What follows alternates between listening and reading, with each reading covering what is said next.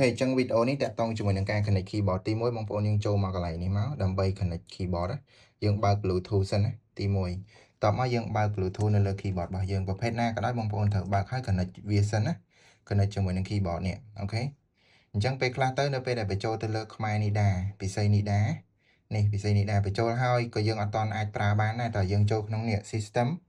ចូលមកក្នុង system បន្តមកទៀតឃើញ input method តមកយើងឃើញនេះពិសីនីដាពេលខ្លះវាអត់បើកចេះពីអញ្ចឹងណាអញ្ចឹងឥឡូវហ្នឹងយើងប្រើ Silly keyboard ជា keyboard ដើមរបស់ Huawei ហ្មងអញ្ចឹងយើងត្រូវបើកពិសីនីដាមួយណាបើកវាហើយបន្ទាប់មកយើងកន្លែងនេះយើងបើកវាឲ្យ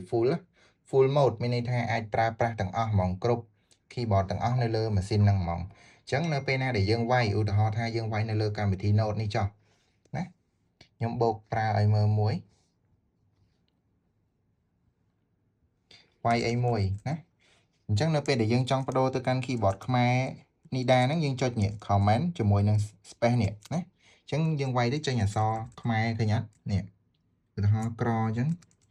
អូខេចេញក្រធម្មតាប៉ុន្តែនៅពេលដែលបងប្អូនយើងផ្ដាច់ keyboard ចេញភ្លាមអញ្ចឹងយើងនឹងលែងមាន keyboard ប្រើនេះនៅលើអេក្រង់ហ្នឹងអត់មាន keyboard ចុចអីក៏អត់ចេញដែរមែនអត់នេះ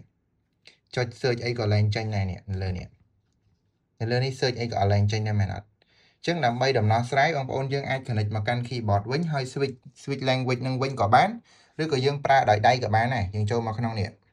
ចូលមកក្នុង system នឹងដដែល input method នឹងដដែលយើងបដូរ keyboard មក keyboard Siri របស់វាវិញទៅ